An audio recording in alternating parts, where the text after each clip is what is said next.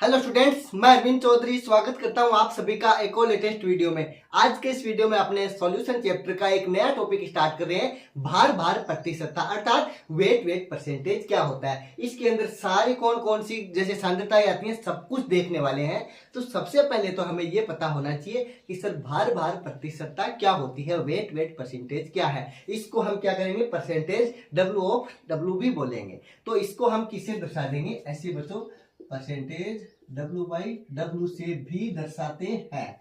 Important बात। अब देखो इसकी डेफिनेशन क्या बोल दोगे आप कि विलयन के 100 भार भागों में उपस्थित विलय के भार भागों की संख्या क्या कहलाती है, भार भार प्रतिशतता कहलाती है। तो सबसे पहले आप इसकी डेफिनेशन लिखोगे, उसके बाद में मैं आपको क्या लिखवाता हूं, इसका फॉर्मूला लिखवाता हूं। तो सबसे पहले आप डेफिनेशन लिख लो, मैं लाइन नोट करवा देता हूं, फिर फॉर्मूला लिख देता हूं। तो आप डेफिनेशन क्या लिखोगे कि सर विलयन के 100 भार भागों में उपस्थित विलय के भार भागों की संख्या भार भार प्रतिशतता कहलाती है।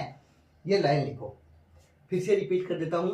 विलयन के 100 भार भागों में उपस्थित, विलयन के 100 भार भागों में उपस्थित विलय के भार भागों की संख्या भार भार प्रतिशतता कहलाती है। अब यहाँ पे बात करेंगे परसेंटेज की। परसेंटेज का मतलब क्या हो जाता है, प्रतिशत, मतलब 100 से गुणा कर देना। तो भार भार परसेंटेज कैसे निकालेंगे, कैसे निकाल देंगे, फॉर्मूला लिख देंगे कि सर विलय का भार किस में लेंगे बच्चों, ग्राम में लेंगे इसमें, अपोन में विलयन का भार भी किस में लेंगे, ग्राम में लेंगे। और परसेंटेज की बात करेंगे तो मल्टीप्लाई बाई 100 कर देंगे। तो भार भार परसेंटेज निकालेंगे अब इसमें, है ना।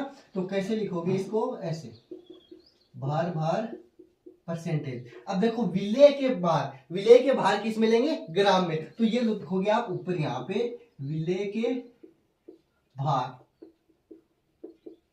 ग्राम में, किसमें, ग्राम में, अपोन में विलयन के भार कितने हो जाएंगे, जितना हमें विलयन दिया हुआ होगा। इसका मतलब इसमें हमें 100 ग्राम वगैरह नहीं लेना, लेकिन विलयन का भार है उसको किस में लेना है बच्चों, ग्राम में लेना है। इतना आपको याद रखना है। टोटल सॉल्यूशन कितना है, विलयन का भार, वेट कितना है, ये भी किस में लोगे, ग्राम में लोगे। परसेंटेज की बात कर रहे हैं तो मल्टीप्लाई बाई 100 कर दोगे। ये फॉर्मूला आप लोगों को आना चाहिए। अब देखो इसको इंग्लिश में कैसे लिख देंगे, अगर इस फॉर्म में लिखना चाहे तो परसेंटेज W/W। अब विलय के भार को क्या लिख देते हो बच्चों आप, वेट, WA, वेट से लिखते हो ना भार को। तो यहाँ पे WA मतलब अगर कोई एक क्या है, यहाँ पे कोई जैसे 1 ग्राम मोल वगैरह लेते हैं ना, तो एक विलय मतलब कोई विलय का भार WA। ऐसे ही विलियन क्या है, यहाँ पे विलियन का ले लेंगे हम, जैसे कि WA + WB। अगर दो चीज लेंगे यहाँ पे, कम से कम विलियन के लिए क्या चाहिए हमें, एक तो विलय का भार चाहिए और एक विलय का भार चाहिए। तो WA क्या ले लेंगे बच्चों, इसके अंदर हम विलय का भार, और WB क्या ले लेंगे,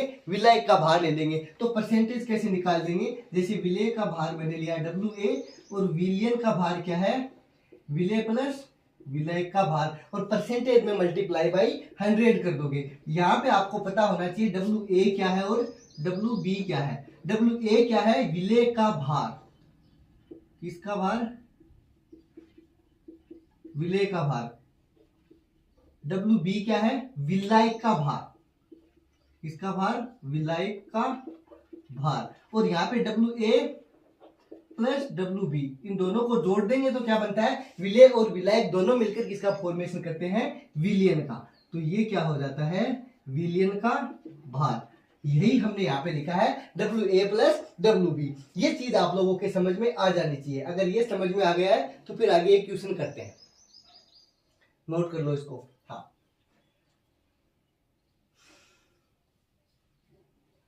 कर लिया नोट। अब यहां पर एक क्वेश्चन लिखते हैं, क्वेश्चन करते हैं कि सर यदि 80 ग्राम ग्लूकोज, क्वेश्चन लिखो 80 ग्राम ग्लूकोज, 80 ग्राम ग्लूकोज घोलकर 400 ग्राम क्या बनाया गया है, विलयन बनाया गया है। 400 ग्राम विलयन बनाया गया है। देखो ग्लूकोज कितना है, 80 ग्राम है, विलयन कितना है, टोटल विलयन है 400 ग्राम। तो हमें इसमें क्या निकालना है, तो इस विलयन का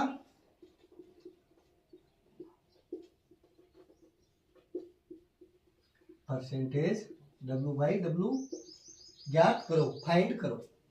अब देखो कैसे निकालोगे, यहाँ पे परसेंटेज W बाई W कैसे निकालोगे, विलेय क्या है, विलेय मतलब जो कम है, अर्थात यहाँ पे ग्लूकोज क्या है बच्चों, विलेय है, तो WA की जगह मैं क्या लिख दूंगा 80, मतलब उसकी वैल्यू रख दूंगा, ग्राम के अंदर दी हुई है सीधी की सीधी, तो ये क्या हो जाएगा यहाँ पे 80 ग्राम ग्लूकोज मतलब 80 अपॉन टोटल विलियन कितना है यहाँ पे 400 ग्राम मतलब 400, तो इसको आप काट पीट करके डायरेक्ट कर दोगे 1/5, 1/5 को आप वैसे क्या लिखते हो परसेंटेज के अंदर 20% W/W लिख दोगे, ये इंपॉर्टेंट हो जाता है। विलियन का मतलब आप लोगों को मैंने यहाँ पे लिख दिया है WA प्लस WB, मतलब टोटल भार होता है यहाँ पे, लेकिन टोटली हमें क्या दिया है यहाँ पे विलियन दिया है, इसलिए मतलब इसको आपको विलेय और विलायक दोनों को जोड़ के बताया गया है कि इतना ग्राम विलियन है, तो ये टोटल जो हमें दिया गया है ना ये मान, ये किसकी वैल्यू है बच्चों WA प्लस WB, क्योंकि सॉल्यूशन दिया हुआ ना विलियन,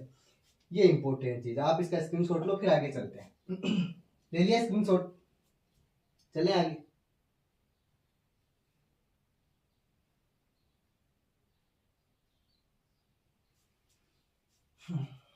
चलो ठीक है, अब आगे फिर एक क्वेश्चन एक और करें आगे। हाँ, इसको इरेज कर देते हैं, अगला क्वेश्चन लिखते हैं। हाँ, अगला क्वेश्चन लिखो, यदि 40 ग्राम NaOH 40 ग्राम NaOH, अब देखो 40 ग्राम NaOH को किस में करोगे, 40 ग्राम NaOH को 200 ग्राम किसके अंदर मिला देते हैं बच्चों, जल में घोला जाए, है ना। यदि 40 ग्राम NaOH को 200 ग्राम जल में घोला जाए, अब यहां पे दोनों क्वेश्चनों में फर्क हो जाएगा ना, घोला जाए तो विलियन का परसेंटेज W/W निकालिए।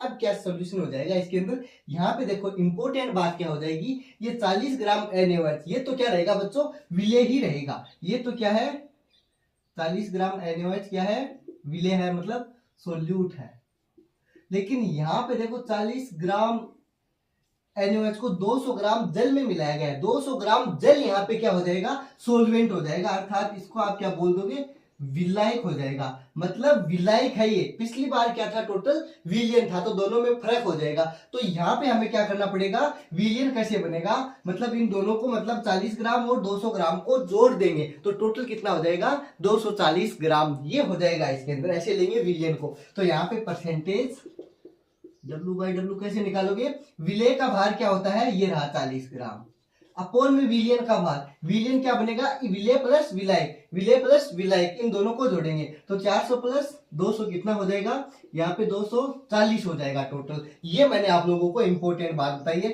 अब आप काट पीट कर सकते हो, यहाँ पे 4 से 24 को मतलब कट करोगे तो कितनी टाइम कैंसिल हो जाएगा, यहाँ पे ये 6 4 जा 24, तो ये अपने पास में आ गया 1/6, और 1/6 का मतलब होता है बच्चों परसेंटेज के अंदर 16.66%, ये इंपॉर्टेंट चीज आ जाती है। यहाँ पे बात कर रहे हैं किसकी W/W की, तो यहाँ पे इकाई लगाना बहुत ही जरूरी है। यहाँ तक आप लोगों की चीज समझ में आ गई होगी, स्क्रीनशॉट लो फिर आगे चलते हैं। हाँ, अगर यहाँ तक समझ में आ गया है तो उसके बाद में अगली इकाई की बात करेंगे हम मोललता वगैरह, या फिर जैसे कि हम बात करें मोल भिन्न वगैरह की, तो ये सब कैसे निकालेंगे, ये निकालने के लिए हमें कुछ और चीजें पता होनी चाहिए, जैसे कि अणुभार क्या होता है, मोल क्या होते हैं, ये सब निकालना सबसे पहले हम देखेंगे। तो ये निकालने के लिए हमें क्या आना चाहिए, अणुभार या फिर मोलर द्रव्यमान क्या होता है, मोलर मास क्या होता है, ये चीजें आप लोगों को आनी चाहिए बच्चों। तो ये चीज आने के लिए क्या करेंगे, सबसे पहले हम यहाँ पे ये सीखेंगे अणुभार क्या होता है, मोलर द्रव्यमान क्या होता है, तो आप हेडिंग डालो यहाँ पे अणुभार, अणुभार को क्या बोलते हो मोलिकुलर वेट या मोलर मास, अणुभार या फिर दूसरा नाम इसका क्या है मोलर द्रव्यमान, मोलर द्रव्यमान, इसी को आप इंग्लिश में क्या बोल दोगे मोलर मास। अब मोलर मास निकालेंगे, इसके लिए हमें क्या पता होना चाहिए, इसके लिए इंपॉर्टेंट टर्म क्या हो जाती है बच्चों, जैसे किसी अणु या यौगिक में उपस्थित सभी परमाणुओं के द्रव्यमान के योग को क्या बोलते हैं, उसका अणुभार बोलते हैं। क्या बताया मैंने, फिर से रिपीट कर देता हूं, आप डेफिनेशन लिखो, उसके बाद में मैं समझाऊं। क्या डेफिनेशन लिखा है मैंने कि सर कोई यौगिक या फिर किसी अणु या यौगिक में उपस्थित सभी परमाणुओं के द्रव्यमानों का योग उसका क्या कहलाता है, अणुभार कहलाता है। जैसे एग्जांपल से समझता हूं, डेफिनेशन आपने लिख ली होगी, एक लाइन में डेफिनेशन लिखो, मैं लिखवा दूं, फिर यहाँ पे आपको समझाता हूं। क्या लिखोगे डेफिनेशन, किसी अणु या यौगिक में उपस्थित सभी परमाणुओं के द्रव्यमानों का योग अणुभार कहलाता है। अब गई ये कहानी समझ में। अब जैसे मैं H2O के द्रव्यमान अणुभार से बात करता हूं कि सर कैसे निकालोगे, H2O का क्या निकालेंगे हम, अणुभार निकालेंगे। तो कैसे निकालेंगे बच्चों, H2O का अणुभार निकालने के लिए क्या पता होना चाहिए हमें, क्या बताया मैंने, सभी परमाणुओं के द्रव्यमान। तो इसमें कितने परमाणु है सर, 2 तो हाइड्रोजन है और 1 ऑक्सीजन है। तो 1 हाइड्रोजन का द्रव्यमान कितना होता है, 1, तो 2 हाइड्रोजन का द्रव्यमान कितना हो गया, 2। तो यहाँ पे 2 हाइड्रोजन है और 1 हाइड्रोजन का द्रव्यमान 1 होता है, तो 2 गुणा 1 प्लस ऑक्सीजन का कितना होता है, 16 हो जाता है द्रव्यमान। तो 16 प्लस 2 कितना हो गया, अणुभार यहाँ पे 18 हो गया। तो टोटल परमाणुओं का जो द्रव्यमान है वो ही क्या कहलाता है, द्रव्यमानों का योग है वही क्या कहलाता है, यहाँ पे अणुभार कहलाता है। तो H2O का क्या आ गया यहाँ पे, 18 म्यू बोल देते हो उसको, है ना। इसके अंदर आप क्या बोलोगे सर, 18 हो गया, या क्या हो गया, इसकी क्या लिखना चाहो तो म्यू लिख सकते हो आप। ये चीज यहाँ पे इंपॉर्टेंट है। अब ऐसे ही आप मेरे को क्या निकाल के बताओगे, जैसे CO2 का निकाल के बताओगे, मैं आप लोगों को होमवर्क दे रहा हूँ, CO2 का निकाल के बताओगे, CH3OH का निकाल के बताओगे, एथिल एल्कोहल का अणुभार C2H5OH का निकाल के दिखाओगे। क्वेश्चन दे रहा हूं मैं आप लोगों को, है ना, एथिल एल्कोहल, क्योंकि ये चीजें आप लोगों को आनी चाहिए, छोटी क्लासों में ही सीख लेते हैं हम। 8 क्लास से स्टार्ट हो जाता है जनरली, 10 तक तो हमारे 8th क्लास में आ जाते हैं कि सर एटॉमिक नंबर 10 तक आपको एलिमेंट्स है वो याद करने। 10th क्लास में आपके 40 या 30 तक लगभग याद करने होते हैं। तो यहाँ पे परमाणु आपको पता होना चाहिए, एटॉमिक नंबर किसका कौन सा है और कितना परमाणु भार है, कम से कम आपको 40 तक तो आना ही चाहिए। हाइड्रोजन, हीलियम, लिथियम, ऐसे इनका सबका आना चाहिए, है ना। इंपॉर्टेंट कौन कौन से हो जाते हैं, जैसे कार्बन का तो पता होना ही चाहिए, ऐसे हाइड्रोजन का भी पता होना चाहिए, नाइट्रोजन का भी पता होना चाहिए, एल्यूमिनियम का भी पता होना चाहिए, और अपने ऑक्सीजन तो बहुत ज्यादा यूज होती है तो ऑक्सीजन का भी पता होना चाहिए। ऐसे ही सोडियम का 23 हो जाता है, उसका भी पता होना चाहिए, बिल्कुल। क्लोरीन का भी पता होना चाहिए बच्चों, क्लोरीन का 35.5 होता है, ऑर्गन का 40 हो जाता है, कैल्शियम का कितना हो जाता है, 40 हो जाता है। तो ऐसे आपको इंपॉर्टेंट है, इन सब का पता होना चाहिए। सल्फर का जैसे 32 हो जाता है ना। जनरली जो यूज आएंगे वो मैंने आपको बता दिए हैं। अब जैसे कि मैं आपको बोलता हूँ, एक क्वेश्चन देता हूँ कि सर NaCl का परमाणु अणुभार निकालिए, किसका, NaCl का। तो मैंने आप लोगों को क्या बताया, निकालना बता दूं फिर से, जैसे NaCl सोडियम क्लोराइड, तो Na का कितना होता है बच्चों, 23.5। ऐसे ही क्लोरीन का कितना होता है, 35.5। ये टोटल जुड़ जाएगा तो कितना हो जाएगा, 58.5 हो जाएगा, कितना, 58.5 म्यू। ये बात आप लोगों के समझ में, सॉरी इसका 23 होता है, 23.5 में, है ना। सोडियम का 23 होता है, जस्ट अभी बताया था ना। इसका होता है क्लोरीन का 35.5। हाँ, ऐसे ही आप लोग मेरे को NaOH का बताओगे, NaOH का अणुभार बताओगे, कितना होता है। सोडियम का वही 23 होता है, राइट। ऑक्सीजन का कितना हो जाएगा, 16 हो जाएगा। ऐसे ही अपने पास में हाइड्रोजन कितना है, 1, तो इसका 1, इन सबको जोड़ दो तो कितना हो जाएगा, 40 हो जाएगा, राइट। ये स्टैटिक यूनिट जरूर लगा लेना, राइट। ऐसे NaHCO3 आपको सबका पता होना चाहिए, CaCO3 वगैरह आप निकाल सकते हो, ये छोटी क्लासों में आ जाता है। ग्लूकोज का तो आपको डायरेक्ट पता होना चाहिए कितना होता है, ग्लूकोज का 180 होता है, 180 होता है, राइट। ऐसे NH3 का कितना हो जाता है, 17 हो जाता है। H2SO4 का भी पता होना चाहिए, डायरेक्ट एग्जाम में आ जाता है। तो H2SO4 हो गया, नाइट्रिक एसिड हो गया, इन सब का होना चाहिए। जैसे H2SO4 का मैं आप लोगों को बताऊं 98 हो जाता है। HNO3 नाइट्रिक एसिड है, इसका 63 हो जाता है ना। तो ये सारे आप लोगों को याद होने चाहिए। अब मैं एक एक का निकलवाने बैठ जाऊंगा तो टाइम बहुत ज्यादा लग जाएगा। मैंने अणुभार निकालना बता दिया, अब मैं आप लोगों को बताऊंगा मोल कैसे निकालते हैं।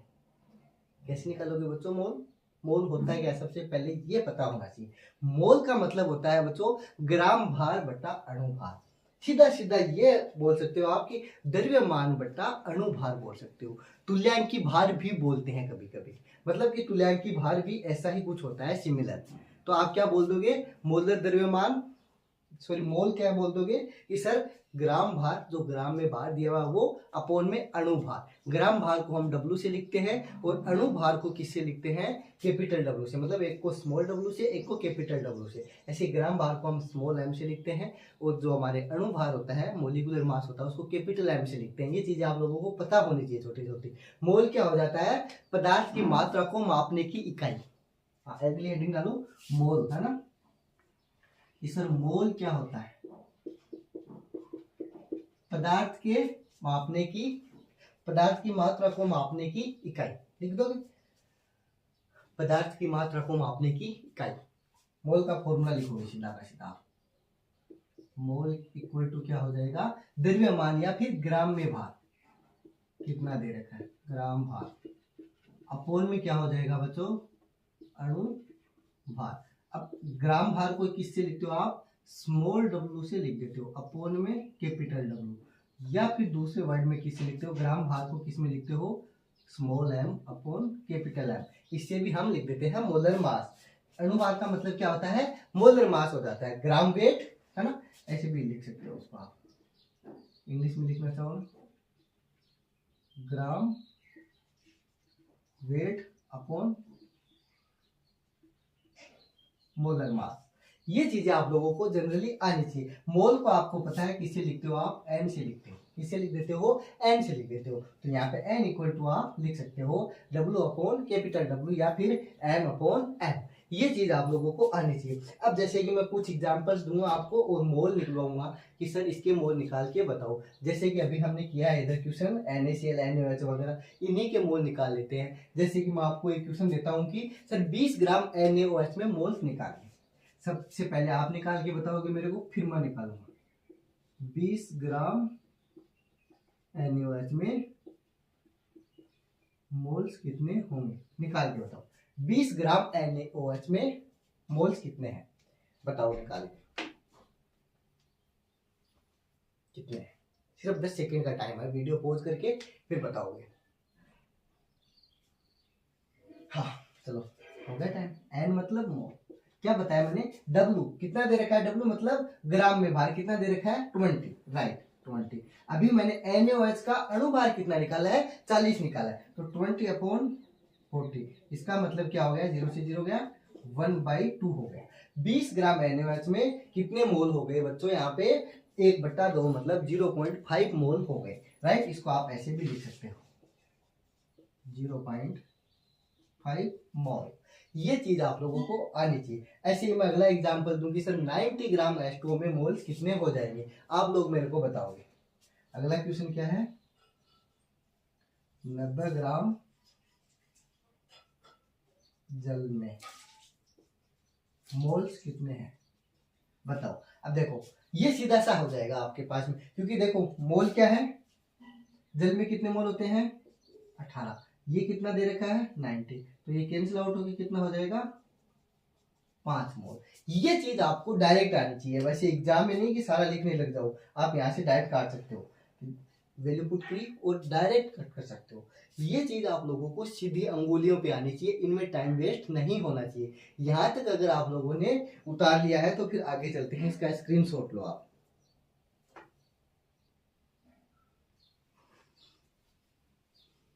सबसे पहले हेडिंग डालेंगे मोलैलिटी क्या होती है, मोललता क्या होती है, इंपॉर्टेंट बात। मोललता को सबसे पहले हमें यह पता होना चाहिए कि लिखते किसे हैं, दर्शाते किसे हैं बच्चों। तो मोललता के लिए क्या बोल दोगे, सर इसको स्मॉल m से रिप्रेजेंट करते हैं हम, छोटा m है मतलब स्मॉल m से क्या करेंगे, इसको दर्शाएंगे। इंपॉर्टेंट बच्चों यहाँ पे ये पूछ लेता है कि सर इसका मात्रक क्या होता है, तो बच्चों यूनिट क्या हो जाती है यहाँ पे, मोल पर केजी हो जाती है, क्या, मोल पर केजी। तो दूसरी इंपॉर्टेंट बात इसमें क्या लिख दोगे, सर मात्रक की लिख दोगे कि यूनिट क्या होती है। मात्रक का मतलब क्या होता है, यूनिट। क्या बोल दोगे सर, मोल पर केजी। बहुत ही इंपॉर्टेंट है, डायरेक्ट आपको दिया होगा क्वेश्चन में, हमें पहचानना होगा कि सर मोल पर केजी का मतलब क्या होता है, कि हमें जो दिया हुआ है मोल पर केजी में वैल्यू, तो ये हो जाएगा हमारा मात्रा किसका, मोलेलिटी का। तो इसको देखते ही बच्चों आप लोगों के दिमाग में आना चाहिए कि मोल पर केजी दे रखा है, इसका मतलब क्या है, मोलरता दी हुई है हमें, ये पहली बात हो जाएगी। मोलरता की डेफिनेशन क्या बोल दोगे आप सर, कि डेफिनेशन है वो तो याद रखनी है, लेकिन डेफिनेशन से पहले हमें यूनिट भी पता होनी चाहिए। डेफिनेशन क्या बोल दोगे कि सर किसी विलायक, विलायक की बात कर रहा हूं मैं, विलेन की नहीं, तो क्या बोलोगे, किसी विलायक 1 केजी में घुले हुए विलेय के मोलों की संख्या क्या कहलाती है, मोलरता कहलाती है। बच्चों विलियन नहीं बोला मैंने, क्या बोला है, किसी विलायक के 1 केजी में, कोई विलायक है कितना है, 1 किलो है, मतलब 1000 ग्राम है, 1 किलो का मतलब 1000 ग्राम, उसमें कितने घुले हुए विलेय के मोल हैं, मतलब 1 किलो विलायक में विलेय के मोलों की संख्या कितनी है, ये चीज किसमें हो जाएगी, मोलरता में हो जाएगी। तो आप इसकी डेफिनेशन लिखोगे कि सर किसी विलायक, लिखो मेरे साथ में, डेफिनेशन लिखो, किसी विलायक, और विलय कितना है बच्चों, 1 केजी है, राइट, ये चीज आपको याद रखनी है। अब ये नहीं है कि 1 केजी का मतलब आपको ये भी पता होना चाहिए कि कितना हो गया, 1000 ग्राम, किसी विलायक 1 केजी में घुले हुए विलेय के मोलों की संख्या, किसकी, विलेय के मोलों की संख्या, विलेय मतलब सोल्यूट के मोलों की संख्या क्या कहलाती है बच्चों, मोलरता कहलाती है। अब यहां पर आप लोगों के पास में फॉर्मूला क्या निकल के आ गया, मोलरता के बराबर में क्या बोलोगे, सिर्फ विलेय के मोल अपॉन में विलायक का भार, नहीं कि विलियन। बच्चों क्या याद रखना है, विलायक का भार, तो मैं क्या बोल दूंगा, मोलरता बराबर, मोलरता बराबर विलेय का भार। और विलेय का भार किसमें लोगे, ये बताओगे मेरे को आप लोग कमेंट करके, क्या बोलोगे, सॉरी विलेय के मोल होंगे बच्चों, भार नहीं, अभी देखो मोल बोला है ना मैंने,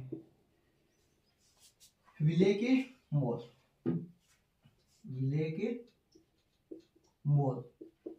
अब विलेय के मोल अपोन में विलायक का क्या हो जाएगा, भार, टोटल कितना है, विलायक का भार मतलब टोटल नंबर ऑफ मोल्स, किसके, सोल्यूट के, सोल्यूट के मोल अपोन में विलायक मतलब सोलवेंट का भार, और वो किसमें लोगे, मैंने आपको ऊपर बता दिया बच्चों, केजी में। चलो यहां भी लिख देते हैं, किसमें लोगे आप लोग, केजी में लोगे।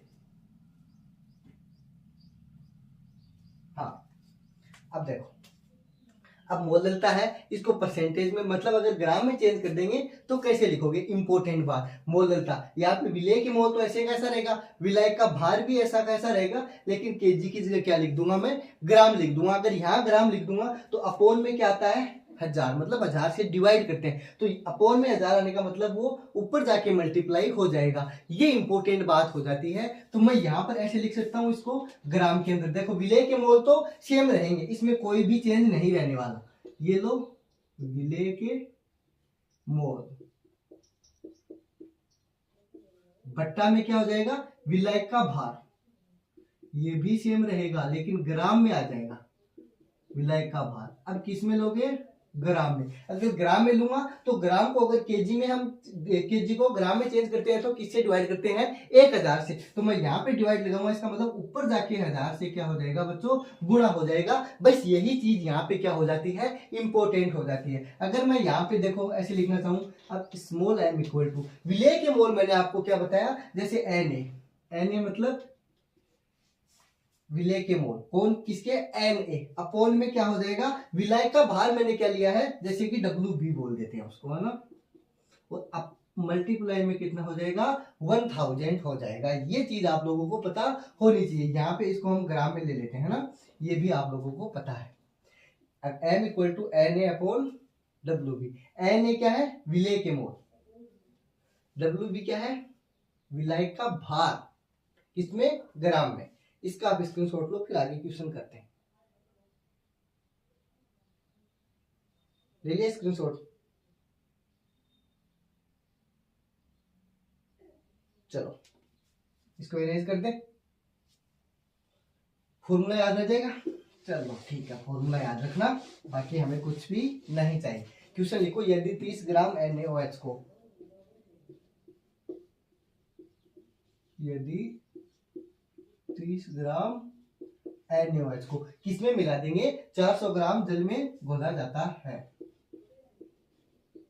400 ग्राम जल में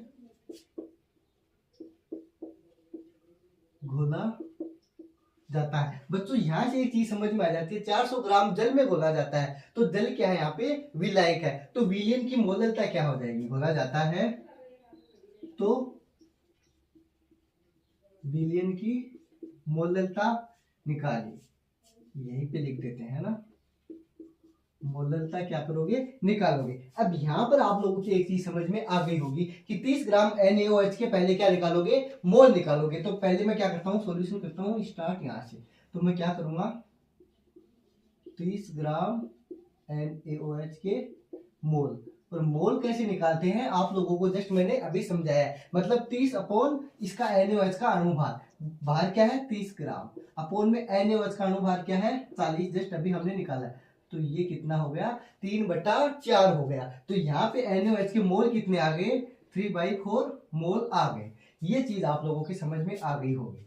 यहाँ पे मोल क्या लिखोगे, बड़ा सारा लिख दोगे, जिससे कि आपके समझ में आ जाएगी। अब यहाँ पे मैं मोललता की बात करता हूँ बच्चों, मोललता कैसे निकालेंगे, जस्ट अभी हमने देखा है Na/WB × 100, क्योंकि ग्राम में दिया हुआ है ना यहाँ पे हमारे पास में, तो अपोन में क्या आ जाएगा, ग्राम में WB, मतलब कि यहाँ पे विलायक का भार किस में है, ग्राम में, तो अपोन में क्या लेंगे 1000, मतलब वो ऊपर जाएगा तो 1000 से क्या हो जाएगा, गुणा हो जाएगा। तो मैं यहाँ पे ऐसे लिख दूंगा Na × 1000 अपॉन WB। अब हमारे पास में Na की जगह क्या है, जो अभी हमने निकाल लिया है, Na क्या है, NaOH के मोल, ये कितना है हमारे पास में 3/4, अपोन में क्या है, ऊपर क्या है 1000, और अपोन में कितना है WB, हमारे पास में टोटल कितना दिया हुआ है 400 ग्राम, तो ये अपोन में आ जाएगा 400 ग्राम, राइट। यहाँ पे मल्टीप्लाई 400, तो ये 2 0 से 2 0 गए।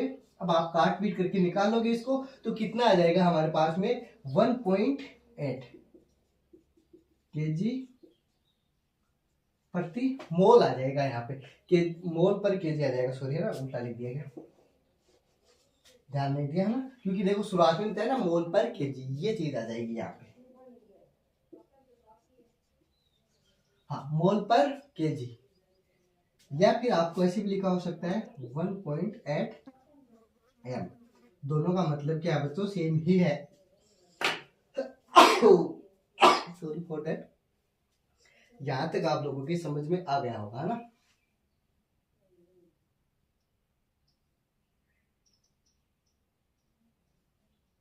अगर यहां तक समझ में आ गया है तो फिर आगे चलते हैं।